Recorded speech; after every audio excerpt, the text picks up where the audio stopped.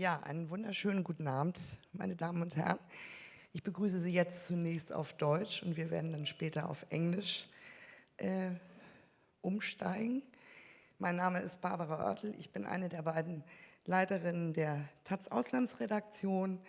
Die Gäste stelle ich Ihnen dann gleich auf Englisch vor und möchte Sie nochmal sehr herzlich begrüßen zu unserer Veranstaltung, die sich dem Westbalkan widmet, was mich sehr freut. Es ist so gedacht, dass wir eine Stunde hier auf dem Podium diskutieren. Unter uns sollte uns der Stoff vorher ausgehen, dann können wir auch früher ins Publikum geben. Aber auf jeden Fall haben wir eine halbe Stunde Zeit für Ihre Fragen.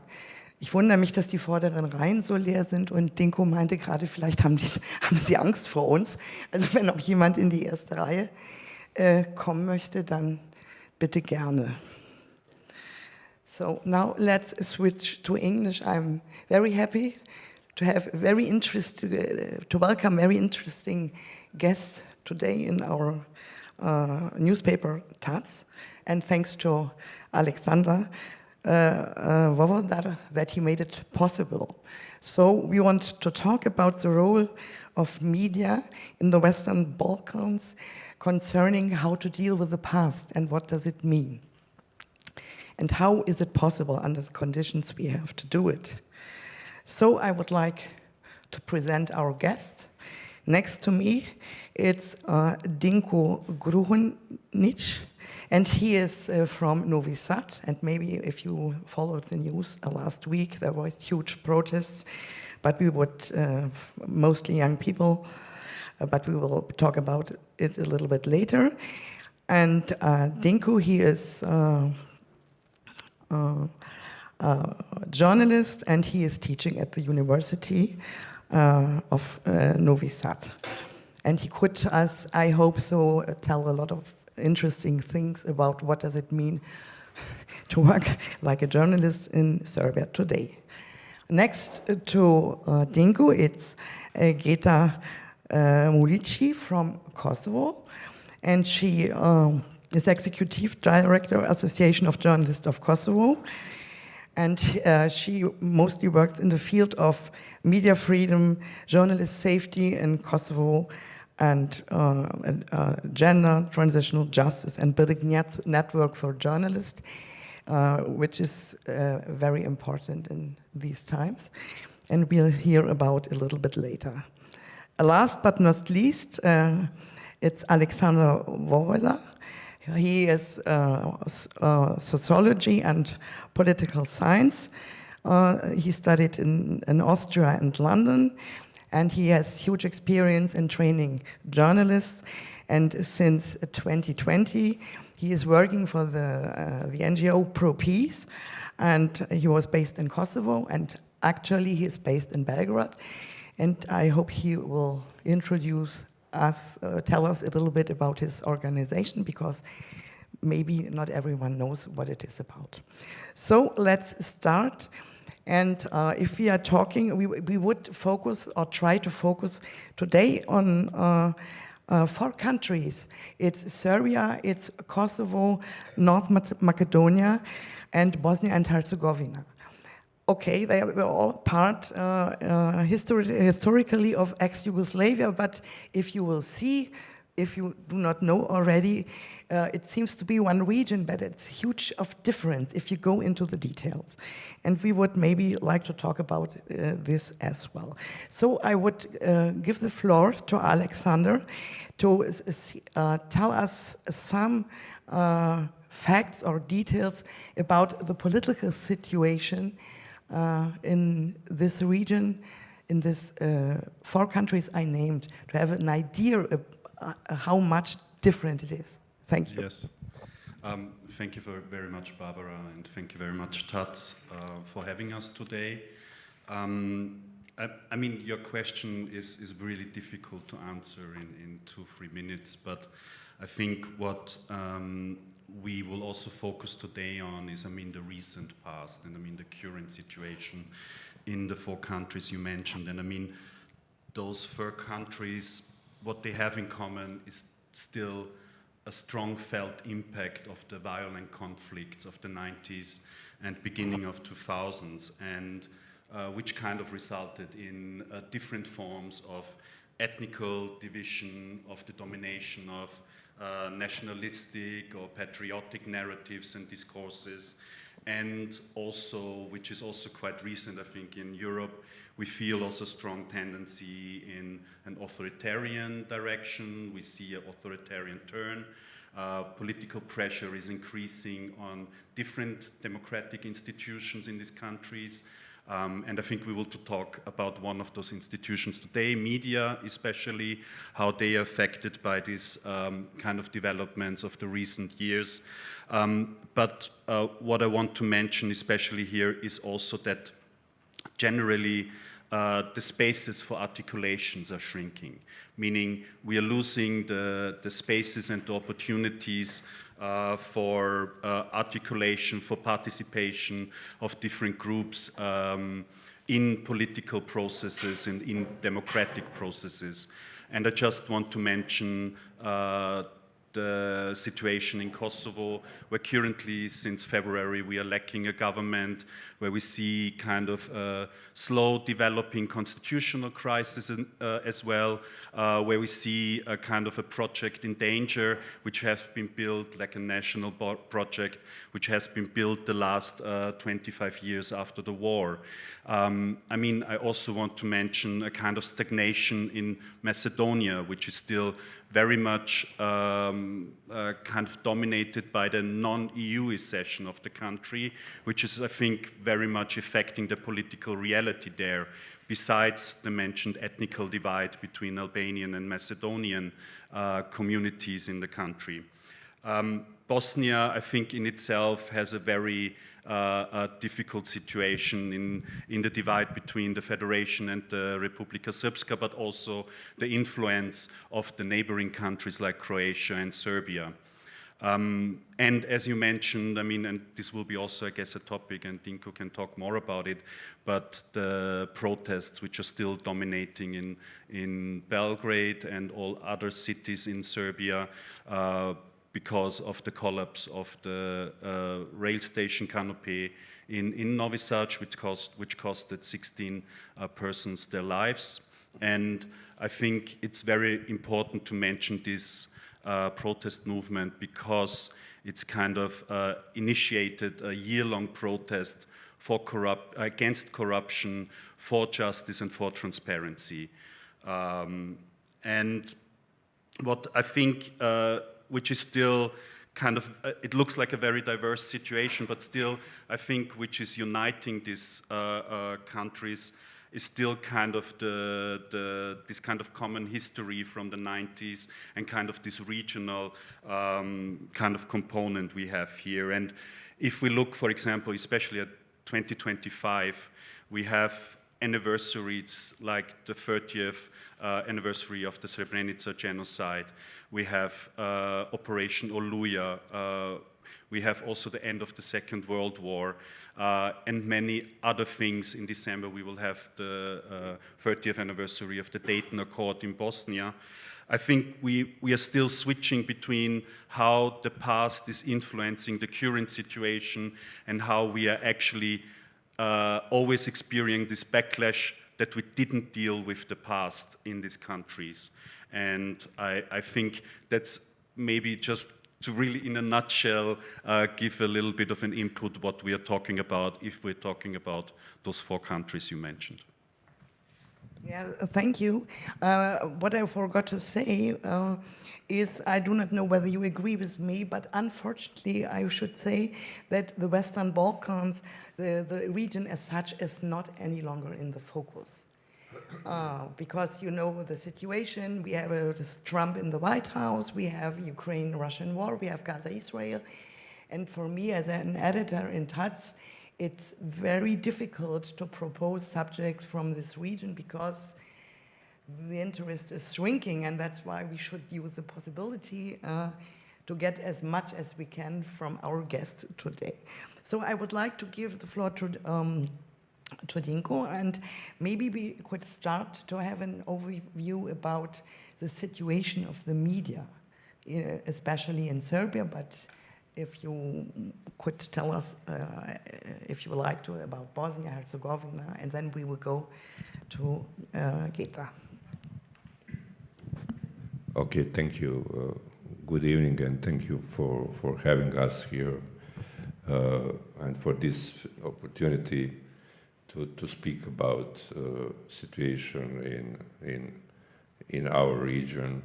So, if we talk about media freedom in Serbia, on the first place, it's getting worse and worse. So, till now, in this year, we have recorded, as Journalistic Association, we have recorded 140 attacks against journalists, including physical attacks to journalists who are reporting from the protests. As you maybe could see, our colleagues who are reporting from the streets are wearing helmets. They are wearing also vests, and they are marked as journalists with press in yellow vest, but that's not enough, and that's not the argument for the police not to beat them. Repression against journalists is growing up, not only against journalists, but also against students, against professors, against civil sector and NGOs, and every single part of society who criticize this regime. Because we in Serbia, we don't have government, we have a regime. So that's about in short how it looks like now, and it will proceed like that. Unfortunately, I have no doubt, because the repression is the main tool of every single authoritarian regime. So we have such regime, so we can't expect anything else if we talk about media freedom. So in Serbia, we have this situation that more than 90% of the media are completely biased and are completely captured by the regime, including two public services. We have two public services. One is national public service called RTS, Radio Television of Serbia, and the other is from the region of Vojvodina, where I live, and it's Radio Television of Vojvodina. So we as citizens are paying taxes for public services, but the editorial board and they don't care about citizens. They are very biased. Also, all 5 national television broadcasters are completely pro-regime. And now we have the situation that only 2 televisions who are not biased and who are not pro-regime, who are independent and private, and one and Nova are under very big pressure because the regime trying to take them over. So that's not the question. If we speak especially about N1, that's not the question about private ownership on that television, because the regime tried to present like that. That's like kind of market competition, but that's not the story. The story is that if they canceled N1, we will stay in complete darkness in Serbia as citizens, or almost complete darkness, and situation will be like in Hungary, for instance. So that's the question of human rights, and that's the question of media freedom, and that's the question of media pluralism and pluralism in Serbia. I think it's enough for the beginning. Yeah. Okay. Thank you. So, Geta, what about Kosovo? As far as I understood, the preconditions for the development of a free press were not so bad. But if I read the index for media freedom from Reporter Without Borders, from last year, Kosovo has fallen from 24 places. So what is about Kosovo? Thank you, Barbara. Thank you all for coming and joining us on this Friday night. It is a great pleasure to be here and to have the opportunity to share firsthand the situation in Kosovo in terms of media and in terms of how it is being affected by elections here, because we've had elections in February, we had elections last month, and we will have elections this Sunday and most probably by the end of December. I would like to start by explaining that Kosovo has been one of the media freedom champions in the region, and that is not the case anymore. As Barbara explained, we have experienced a dramatic and drastic drop in the Reporters Without Borders index, which is a very credible index when it comes to media freedom. Kosovo now is on 99th place, which was not the case before, and in order to further elaborate how the situation has worsened, we are even below Albania and Serbia, two countries which we know that have very big issues with media pluralism, with media independence. Even in those conditions, talking about a drastic drop in the index, Kosovo still has a very pluralistic media environment, meaning the media are independent. Nonetheless, we have had a severe drop in journalist safety too, in comparison to 2019, where we only registered 17 cases at the Association of Journalists. Now the number has increased by almost 70%, and until now we have recorded 63 cases of attacks, threats, smear campaigns towards journalists. So, and what makes it even more severe is the fact that those attacks are no longer coming only from citizens, are not only obstruction of professional work of journalists, but are smear campaigns by people who are in power, people who are part of the government, people in politics, people in business. So journalists are being targeted and are being denigrated to the extent that journalism is no longer considered a public good, but in the contrary, they are being considered the public enemy.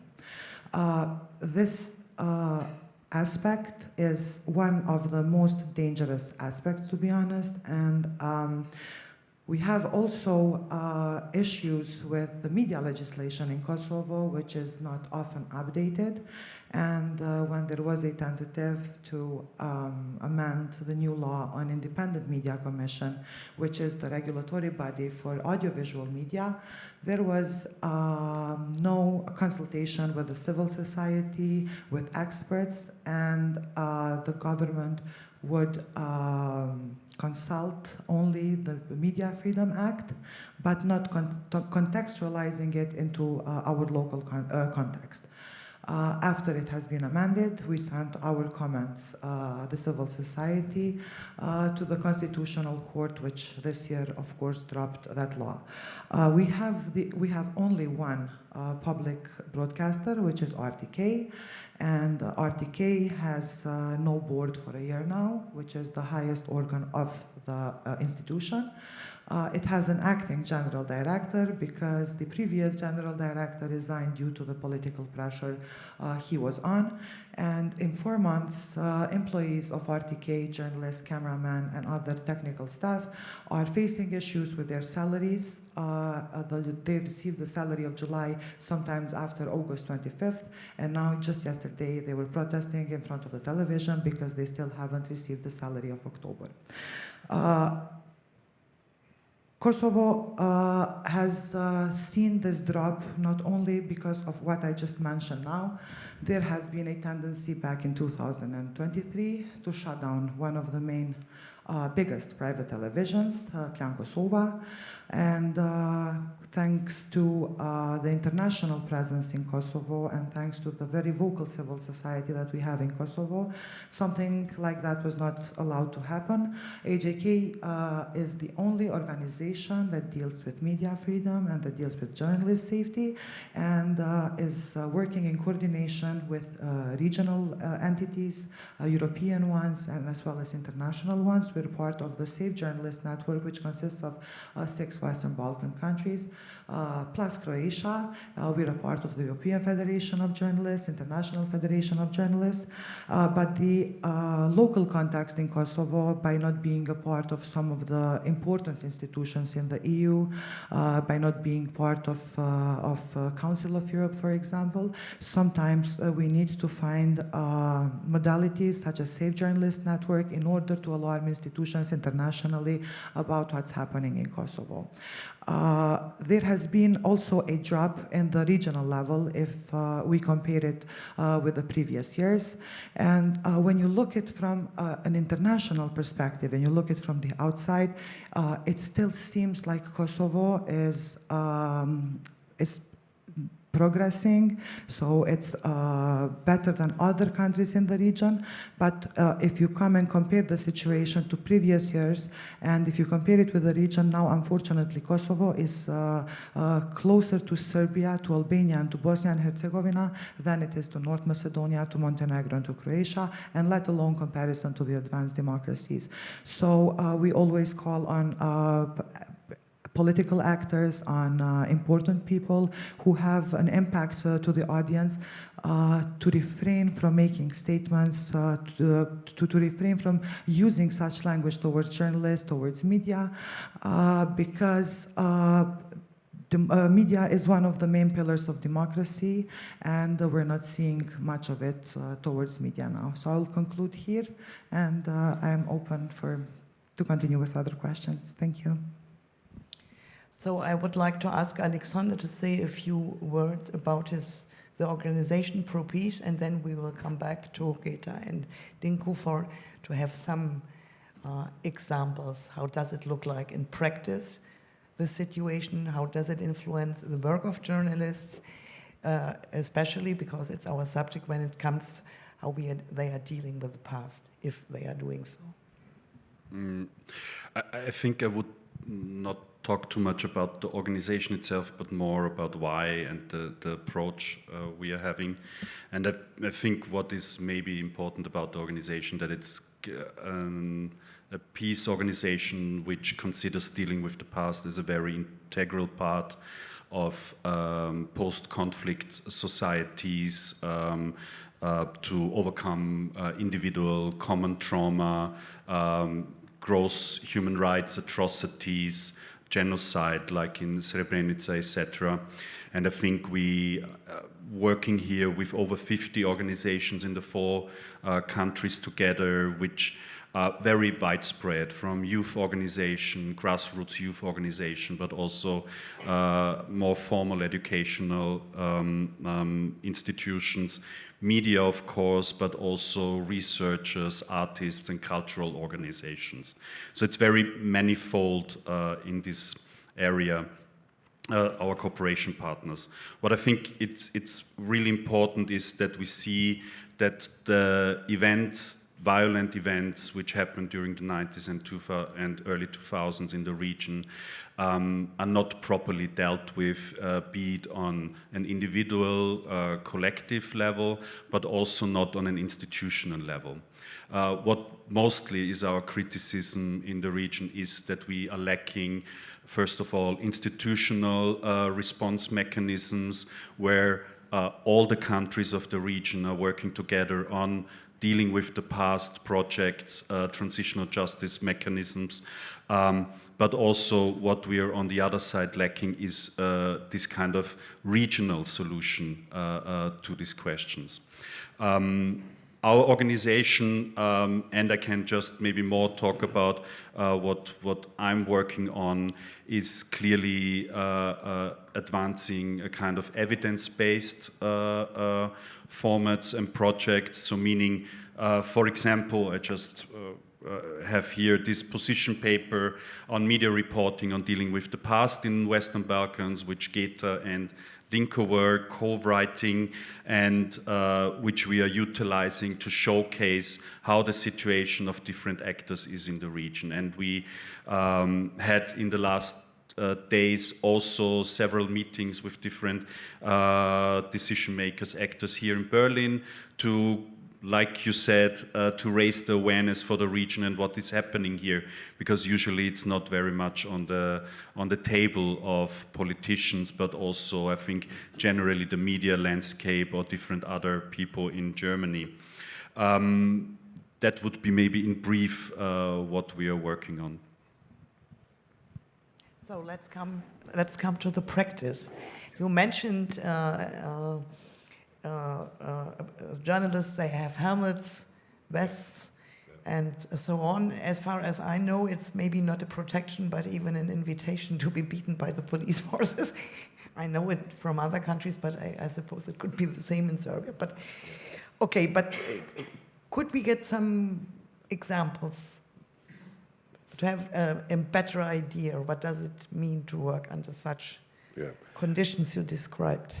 Maybe me as example, so because I'm now from let's say, okay, during my whole career, I think because of the topic, because I deal with politics and human rights on the first place, and also a lot of with dealing with the past, the responsibility for wars and war crimes during 90s, and I was, I don't know, always targeted, but it was kind of professional risk, you know, when you deal with some kind of taboo topics, and this is for sure in Serbia taboo topic.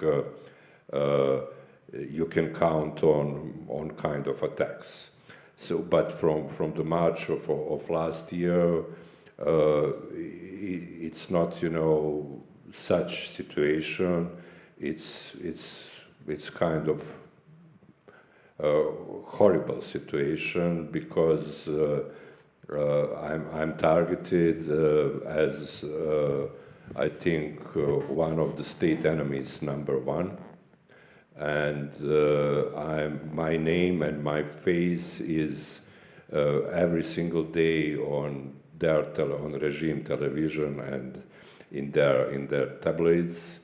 So those are the complete lies, of course, about my role in student protests. So they present me like I'm kind of mastermind of student protests, citizen protests, political opposition, and the other things. So some kind of evil wizard, you know, just like Saruman in Lord of the Rings.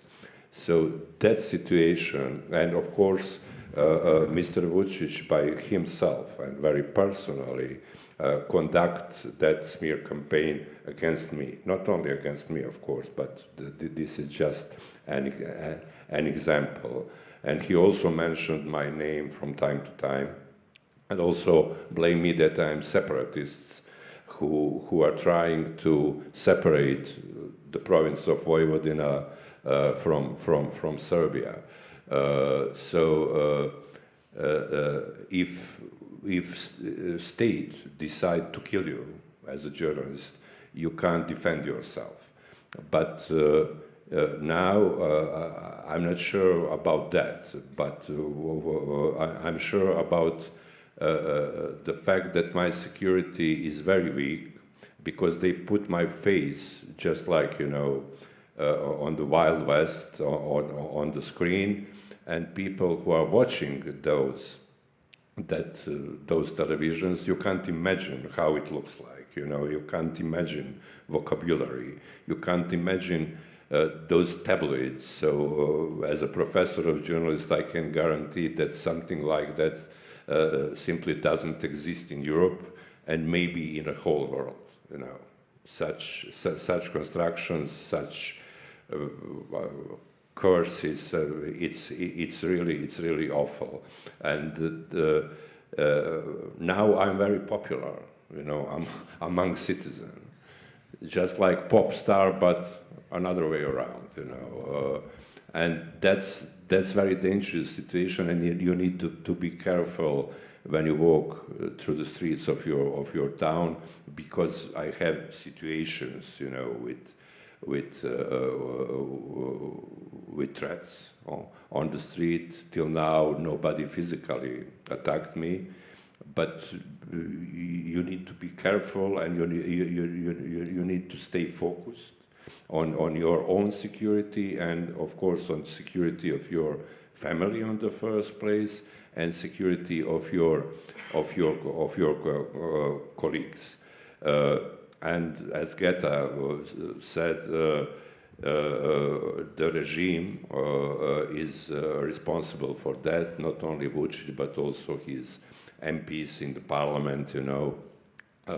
They targeted me as almost one of the main enemy, public enemy number one. I don't know why. So maybe the answer is because my work with dealing with the past, especially if we know that dealing with the past in Serbia is completely impossible, because we have in power people who are personally were involved in wars in 90s, you know, personally, from Mr. Vučić, Dačić, and the others. So they don't care about dealing with the past. They care only of celebrating war criminals, you know, and that's the mainstream. You have you know, graffitis all over the cities with celebrating Ratko Mladić. Ratko Mladić was a general who was responsible for Srebrenica genocide and the other war crimes. So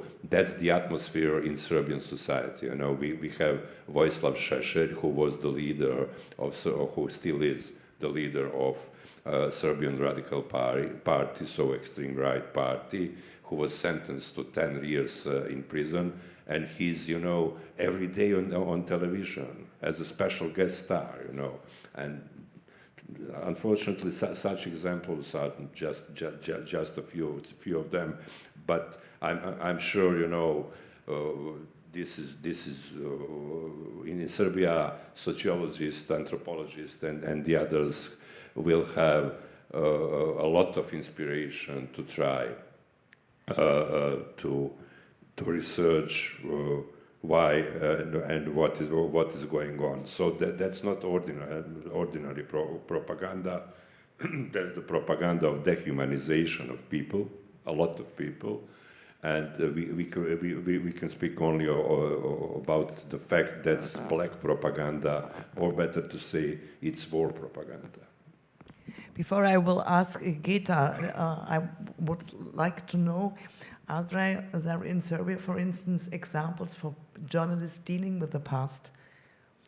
You mentioned Srebrenica, we'll have Dayton, it's also a product of the war in the 19th. So are there examples for people who try to report about the destiny of the victims and so on? And if there are these examples, are there any consequences, or to have an idea about it? Yes. There are examples of journalists who write about that topic, but unfortunately very rare. Unfortunately very rare. So I don't know why, because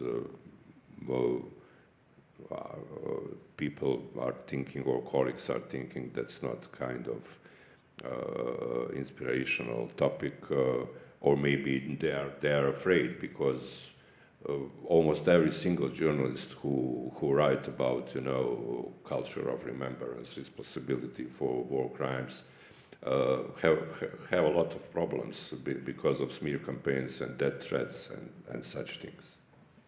So, Geta, can you give us some concrete examples for your work and the same story about history or dealing with the past? My story has nothing to do with Professor Dinko's story, so I hope I will not bore you. But there is this aspect that I can talk about dealing with the past in Kosovo. It is more present than it is in the rest of Balkan countries. This has to do with the fact that we are a country that's not that recently out of war, but yet recently, 26 years ago, we have a very big international presence in Kosovo who has supported and has contributed to media, to NGOs, to activists and journalists, such as Pro Peace, to deal with the past. My friend Harald here said something that stuck with me. We are here because the past hasn't been dealt properly, and I agree, as much as we would like to say that in Kosovo we are covering historical aspects, local aspects of dealing with the past. There is a very specific problem, because if you see it from this perspective, you will see that problematics in Balkans are similar, which basically are, of course, but if you look at it from an internal perspective, you will understand the nuances that make each country different and specific on their own. So Kosovo's media landscape is sharply divided alongside ethnic lines between Albanians and between Serbs.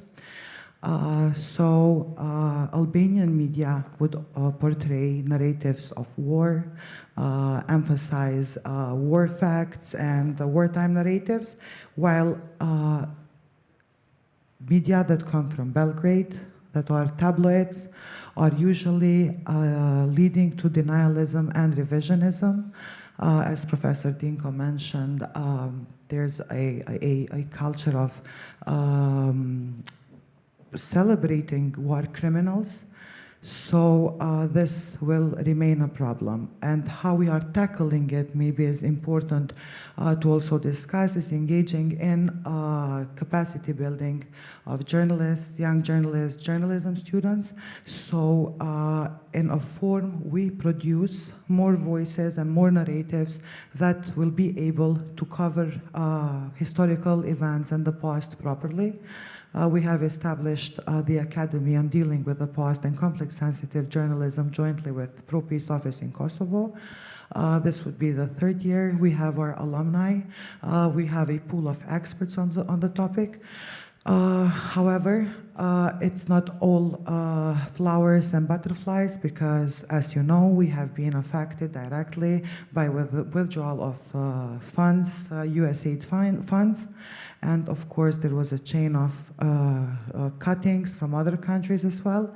And not to forget to mention the fact that Kosovo has been under sanctions, EU and US, since 2023. So Kosovo has been lucky in an aspect, because it had received lots of international attention, through which, of course, financial support and also expertise. And now we fear that with the lack of this kind of support, the topic of dealing with the past might lack the same presence that it used to have. We have an issue with media. I just recently found out that TATS stopped publishing. Kosovo has no printed media since March 2020. Everything has gone online. Media in Kosovo have no funding schemes from public money, and basically they all rely on marketing from private businesses.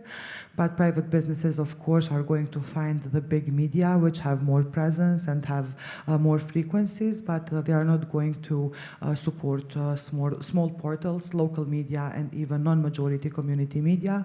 So there's found a modality in Kosovo. People are sharing all of their content on Facebook and on YouTube in order to be financed by Meta and by Google. And as you might know, Balkans is a big fan.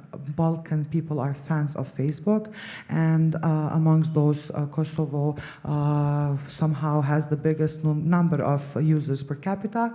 And of course, people are going to click on clickbaits, and dealing with the past topics are not clickbaits, because they're going to show events and they're going to show truth truths and their professional reportings. So it's more important if some celebrity is having the second child rather than portraying some event that took place 25 years ago. So Kosovo, we would say very easily, we have even identified it in this position paper that we have working on, that Kosovo may be lead in the region when it comes to treating topics that have to do with dealing with the past. Nonetheless, this might change, might shift because of lack of funds. And we have been asking, especially of Germany, to keep its eyes on Kosovo, to keep its eyes on the region, not to allow for us not to be a priority anymore, because there's an expression, most probably even in German, that says the forgotten history might repeat itself. And it's kind of a mission of journalists, of historians, of activists, not to allow that to happen, and to report it and to portray it responsibly. So we have still 10 minutes left before give up the floor to you. I have 2 questions left. Maybe you could answer shortly. Alexander already mentioned this position paper, and there's a lot of aspects, and one of them is to build networks in the region in a way to try for trust building, and maybe as a first exchange of ideas, and maybe as a first step for reconciliation in the future. So that's what, by the way, the Fanta Foundation, Fanta Foundation tries with countries from ex-post Soviet states, and you can imagine the situation between Ukrainian and Russians. You cannot get them to one table. So my question is, do you have already experiences to bring people from the region who come with this historical burden together? What could you tell us about it? And what, Alexander, do you have, what kind of experience do you have as well?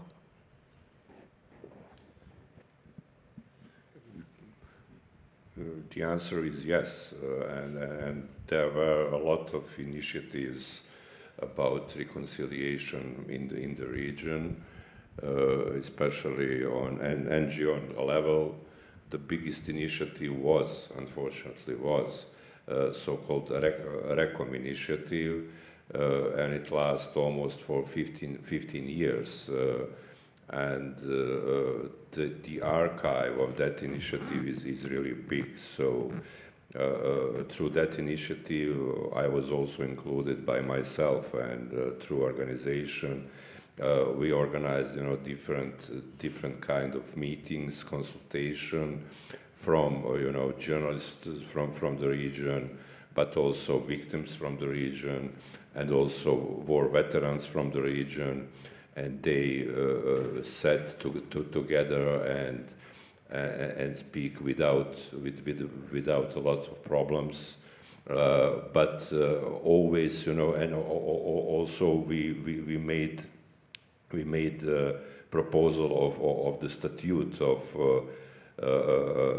future commission for reconciliation, regional commission for the reconciliation. And we, as civil society, we adopt, of course, that statute of the commission, but always, the main problem was so-called political will.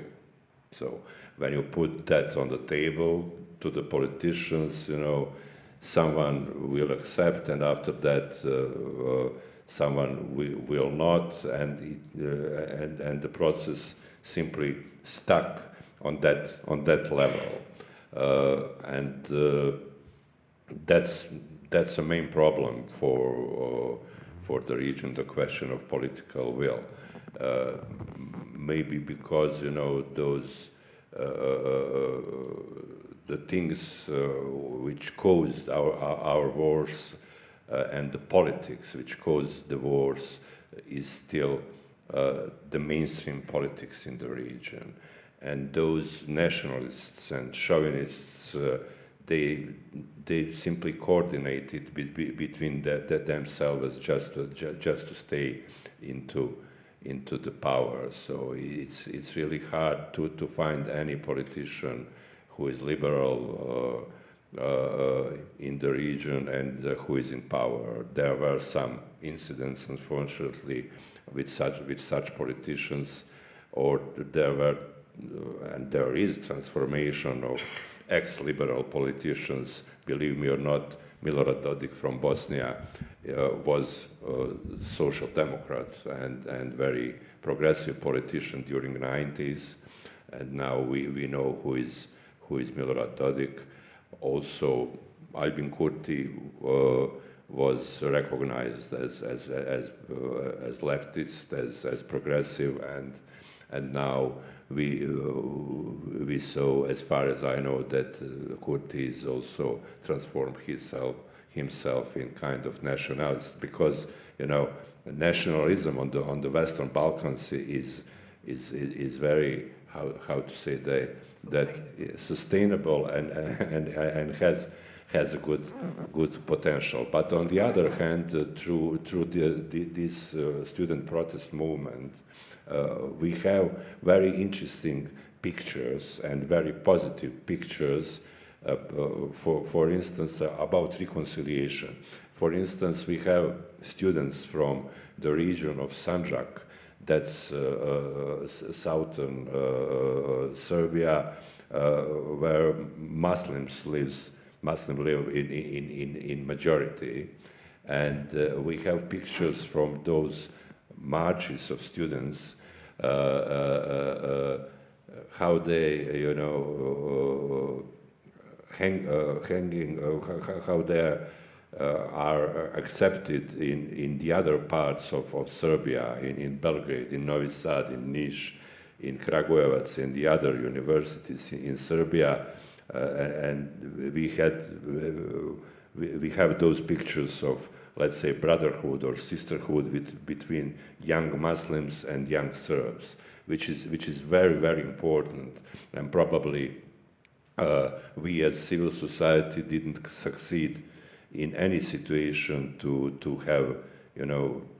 have such kind of that's a real success, because that kind of relations between Serbs and Bosniaks, because of the near past, is very important. And maybe I'm idealistic, but I truly believe that's a message from youngsters to us, that they want their own way how to solve, that heritage, especially because they weren't even born during the wars. So that's trauma, that's transgenerational trauma, and we as fathers or grandfathers, mothers and grandmothers are guilty for that. And maybe on the Balkans, that's a signal, just like in Germany was, that grandsons will ask their grandfathers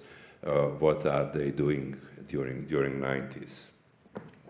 So Getoarbë, if it comes to the field of journalism, do you have any practical experience with cross-border projects to bring different journalists together from the region?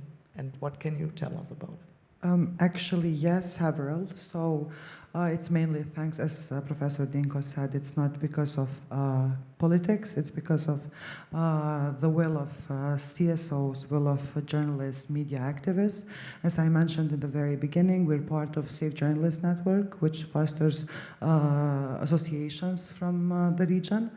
And then we have started the network of women journalists last year in October.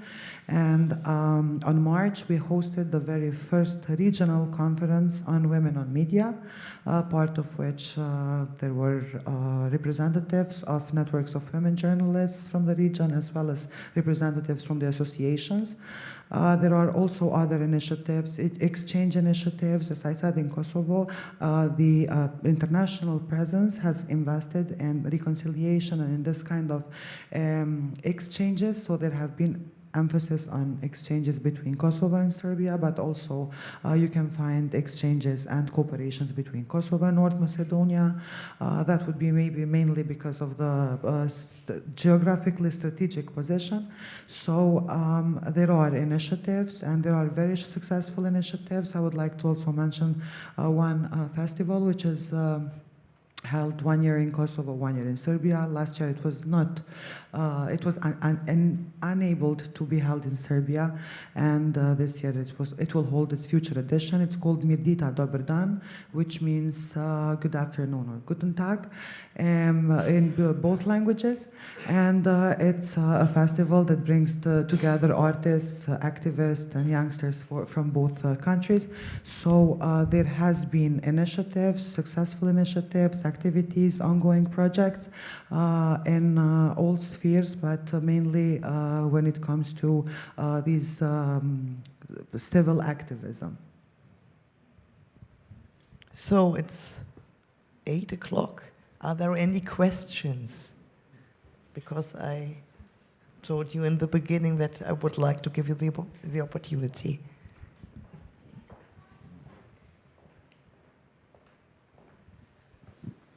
Well, thank you for the report. My question goes to Serbia. If you report that there's just one official information site on TV, where do all these people, all the students, all the people in resistance, where do they get their information from? Are there any print papers left in Serbia, or is it just like you told about Kosovo online media? Okay, thanks for the question.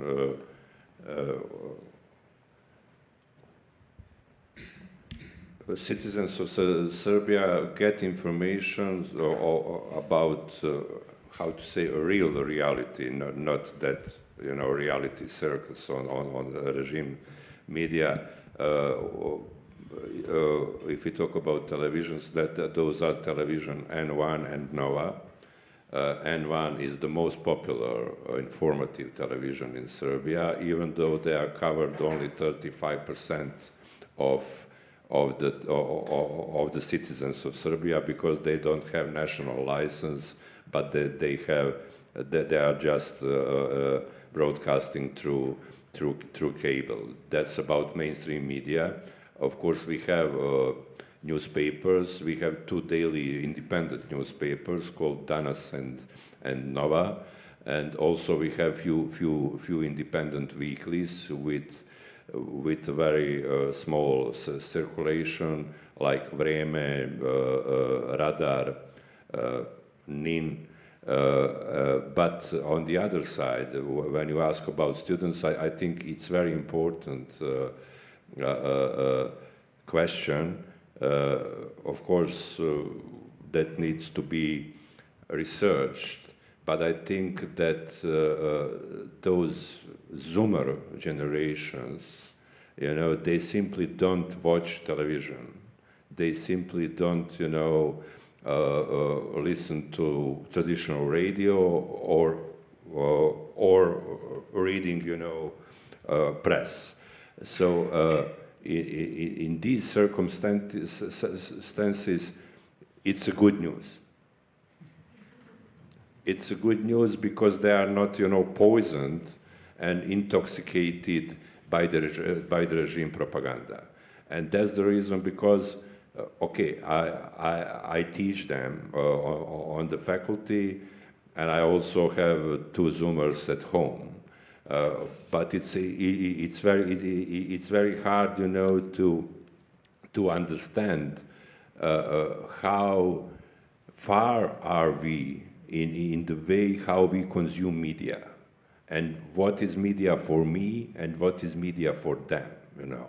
And in this situation, social networks functioned very well, and a part of everything about social networks, fake news and everything else, those channels are very important for student movement, and not only for student movement, because they are, you know, speaking through social networks, but also older people are following them on social networks. So that's the way it is right now. And the other media are completely captured by the regime. As I said, if you talk about traditional media, it's more than 90%. Are there other questions? So I got one for Geta. Sorry.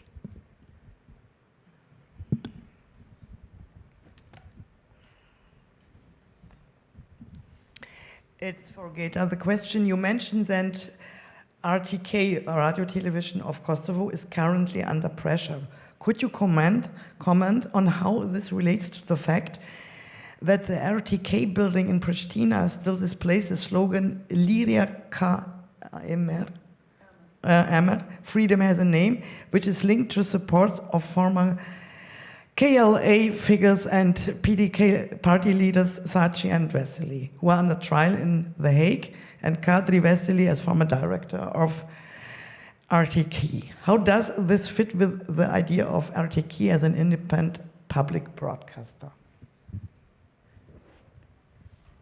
Very interesting question.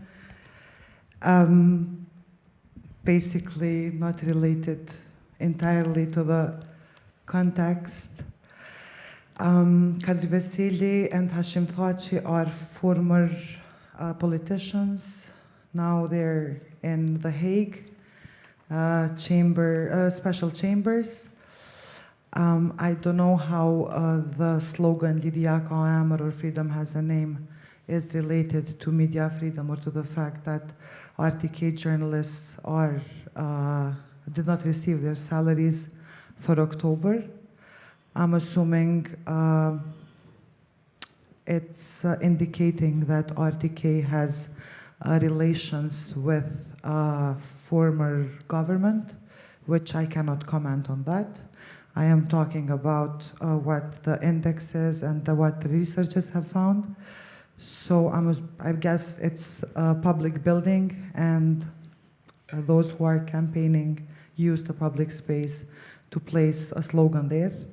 I cannot further comment because it doesn't really have to do with why we are here, and I prefer not to comment on political questions for which I'm not competent. Thank you. Other questions? May I add something, or yes, not sure. to ask question, just to add something? I really want to, let's say, use this opportunity to say a few words about pressures under academia in Serbia, on universities of Serbia, especially University of Novi Sad, because we were and we still is a kind of nucleus of protests because of the tragedy from November 1st of last year, even though it wasn't a tragedy when 16 people lost their lives. That was a state crime because of the corruption. And at the end of August of this year and through the whole September, police occupy Novi Sad University, or better to say campus of Novi Sad University. Unfortunately, the dean, or better to say on the quote, dean of my faculty, called police using an argument that, I don't know, some terrorist will attack the faculty, and police was in the building, armed police, special forces, for 2 weeks in the building of the faculty. Also, the dean of university, rector, called police in the building of rectorate, and also armed police was there for 40 days. That's the biggest shame of Novi Sad University in his history, and that's the canceling of, you know, heritage of modern society called autonomy of university. Also, our students are targeted on many different ways. One group of students who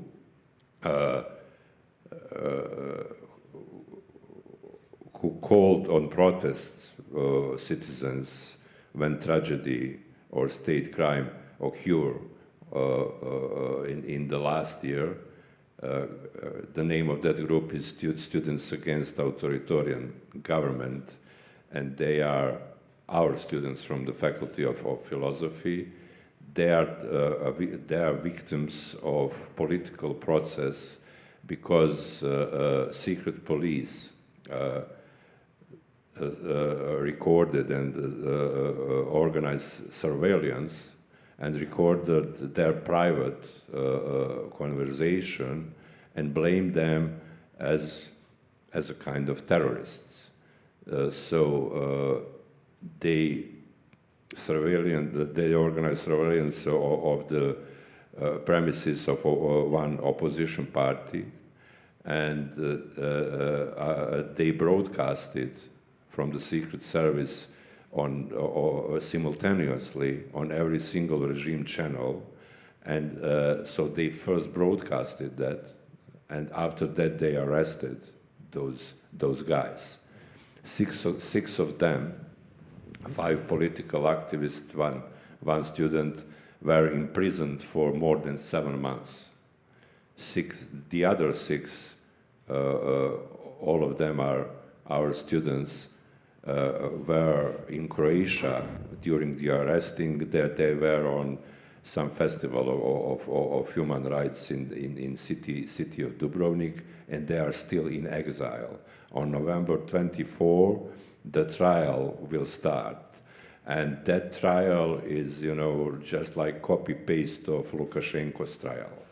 So that's the stream, and that's the way how Vučić's regime, you know, leads Serbia toward EU.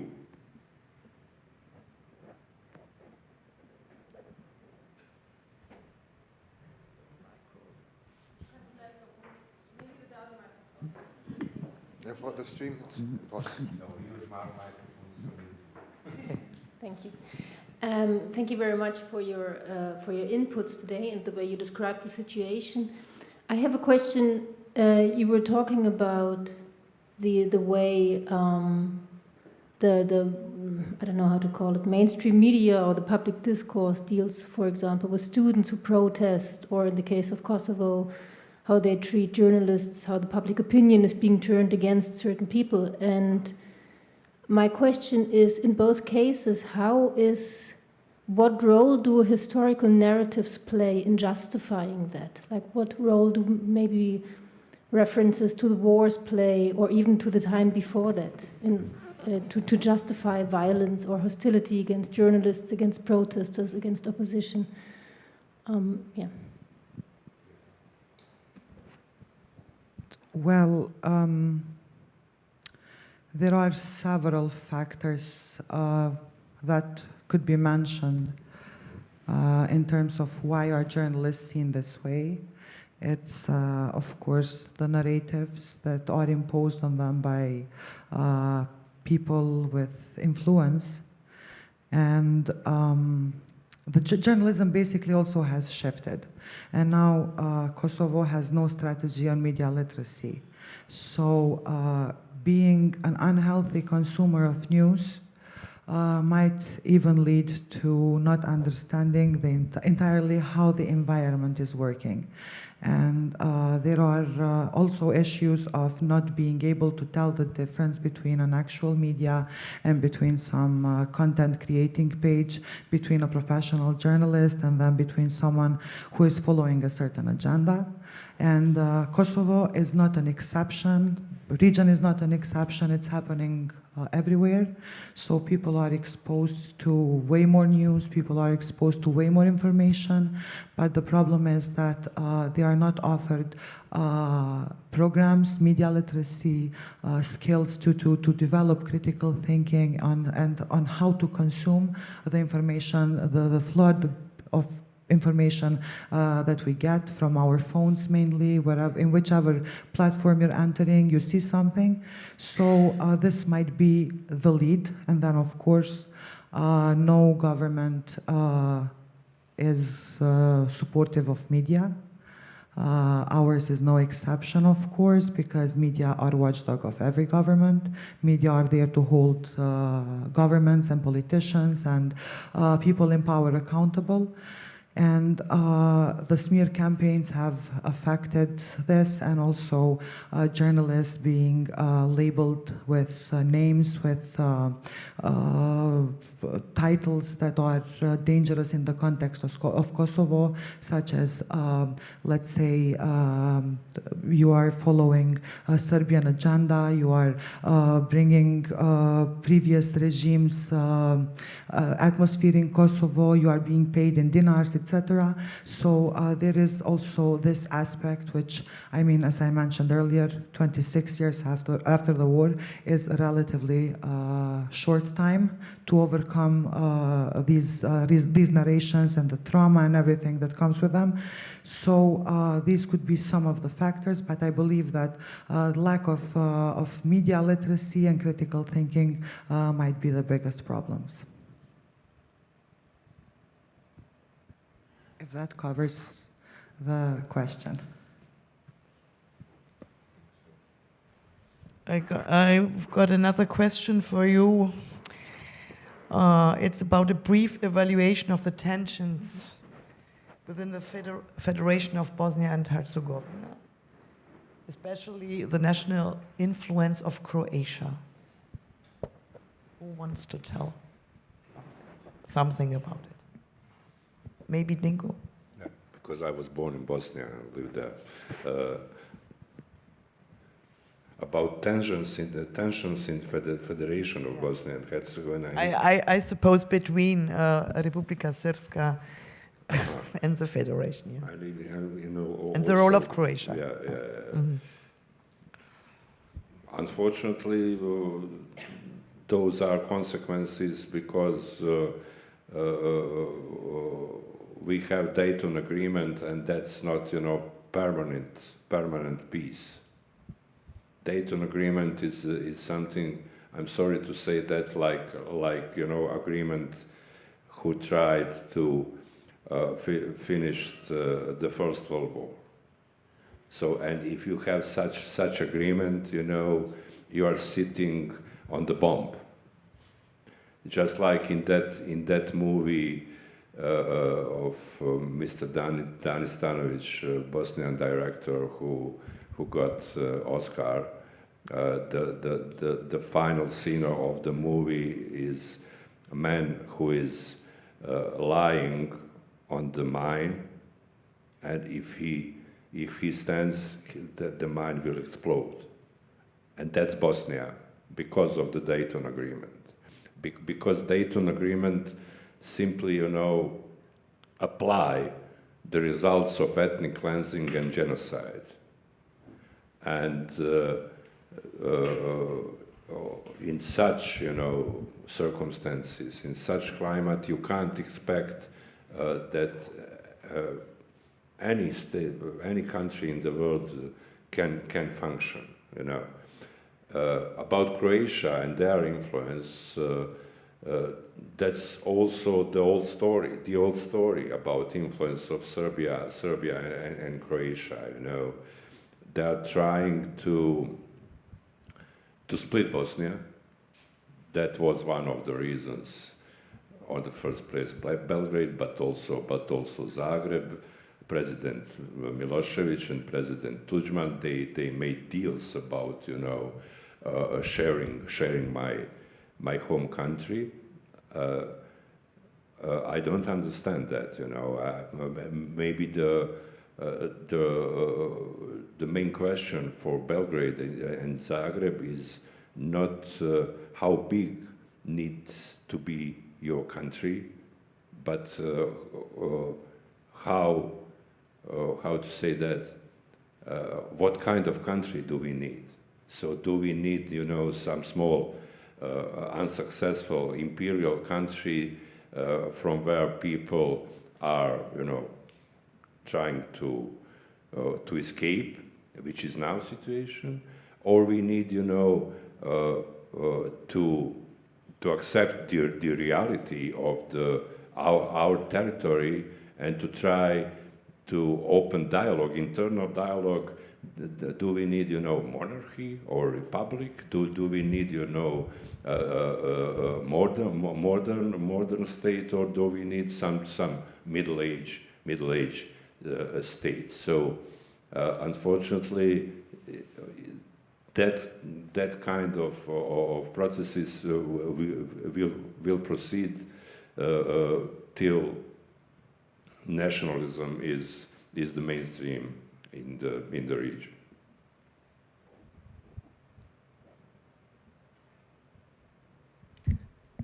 So I have two questions left, which go to all of you. So we have a good picture, maybe you had it before already, about the current situation, political situation, media. What does it mean? What do we need to empower media to fulfill their role, especially in this region when it comes to the dealing with the past? So what would you say, what is the most important challenge to try to reach this goal? There are huge barriers and challenges, but is there one especially the most important? Maybe Alexander, you could start I mean, from your point of view. Yeah, the last days I was more the realist in this round. I think, and I mentioned it already before, we have different networks, we have different platforms where aspects of culture of remembrance, reconciliation are being discussed, also for media, but also for other groups or communities. What I see is that if those platforms are not institutionalized and they don't include a regional component, they will be always the target of nationalists, of the political elite who wants to kind of utilize or instrumentalize nationalist, ethno-nationalist narratives. It's very, in a nutshell, explanation. And the festival, for example, Geto already mentioned, Medito Dobadan, is kind of the example of a platform where Kosovar and Serbian artists, cultural workers were able to exchange, and it was actually quite a secure platform, we thought, to where a lot of exchange can happen. And even Vučić was, I think, in 2015, commenting on the festival and supporting the festival. And last year, out of a sudden, like I think 12 hours before the festival should start, the ban came. And that's always this strategy. If we don't have an institutionalized regional approach to dealing with the past, reconciliation, youth work, media work, which has a certain kind of security, not solely within the region, but I mean, we didn't mention also the role of international actors like the EU, etc., because we have a lot of talks about now these champions of the accession, which is Montenegro and Albania. And if we don't also have here an essential institutionalized part where reconciliation is mandatory aspect to entering the EU, I think we will always be the target for autocrats, nationalists, hooligans, and we saw this for different events when a huge group of people were attacking protesters, were attacking visitors of festivals, etc., etc. So I'm very realistic about this, that everything what NGOs, media are building will be on the tableau for attacks if we are not institutionalizing and regionalizing it. Geta, the most important challenge from your point of view. Alex basically covered most of it, and I believe that institutional will and support would be the main ones. And when it comes to free and independent journalism, again, institutions need to address this issue of helping the citizens follow the trend of this much more, because they're much more exposed to everything than they used to be, and especially in the case of Kosovo, where you have no more printed media, and most of the information basically is coming with very fast on our phones, etc. And of course, international support, because it has been helping us, especially civil society, and taking forward agendas and everything in the benefit of citizens and processes in Kosovo. So hoping that 2026 will bring support, and the attention will also slide to the region again more.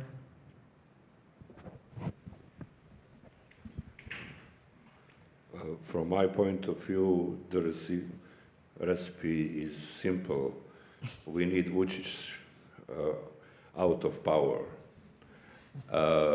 And that's the main precondition for any kind of future of Serbia. And I'm optimist about that. Because, you know, we have protests that last more than 1 year, and the energy is still over there, and the energy is rising, and which is most important, and my main argument why I think so is because fear changed side. So if you have authoritarian, the main tool of every authoritarian is ruling by fear. And now we have, you know, the majority of people in Serbia without fear, so fear disappear. On the other side, we have fear in their eyes, in the eyes of regime. So that's the reason, because they made and they will still make, you know, wrong moves. They will try, you know, with repression, and it will always be like boomerang in their heads. So, of course, we need some time to solve that problem. But for sure, Vučić and his regime is in the near future that they are past. So Geta already mentioned international support. Let's take the EU, for example.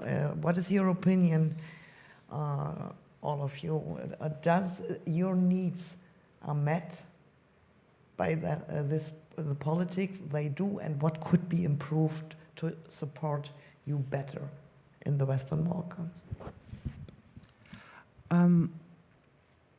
If we consider the withdrawal of a big founder, then it is a very big gap for, I guess, EU to cover now, because EU has been also funding even before.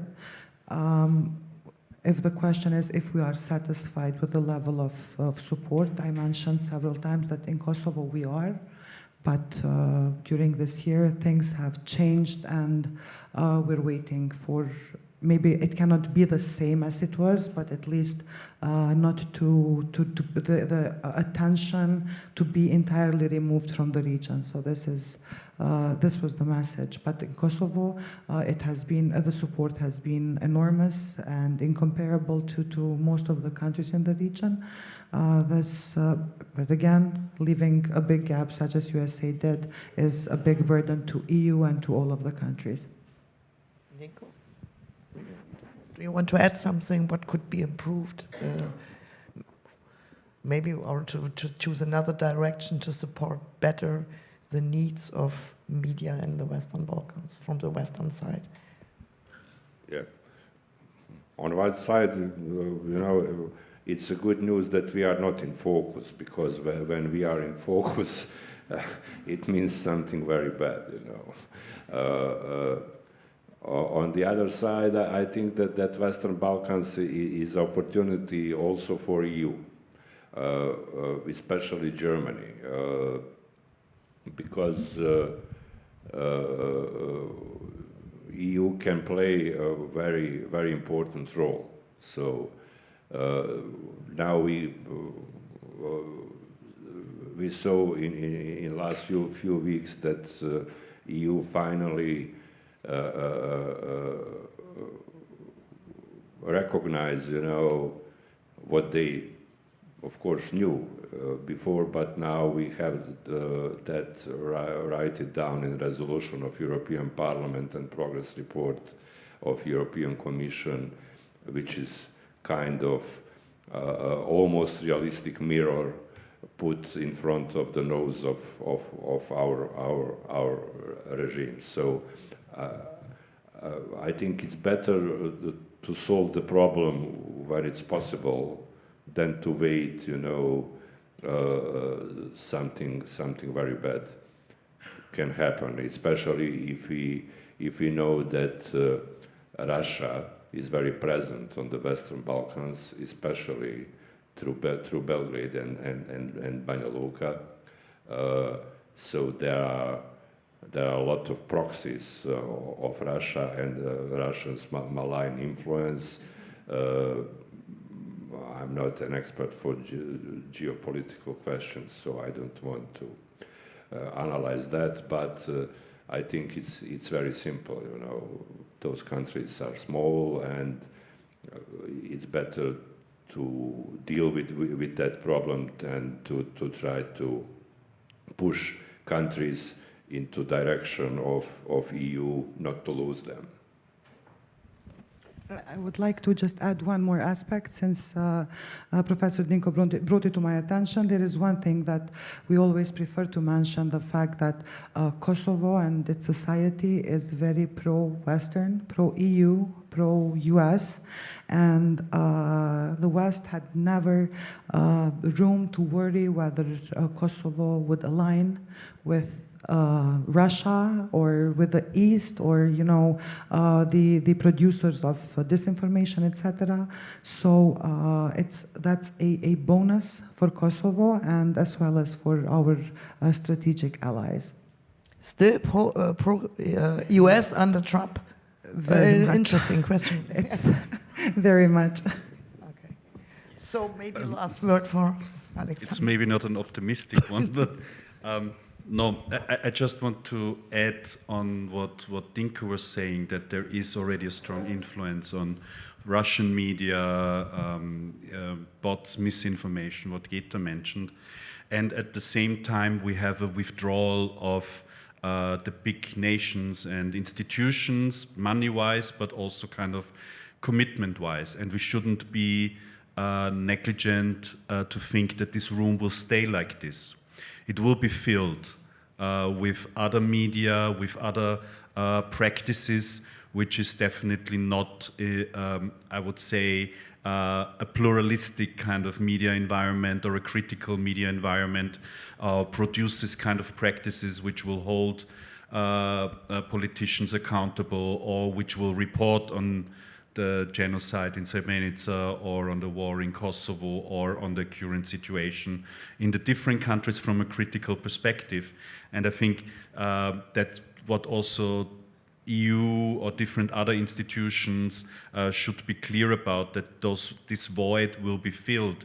And in the end, it's not just cherry picking what we want to have, but in the end, like we see with the example of N1 in Serbia, there will be no pluralistic media landscape left. So you will not be able to choose from any of it.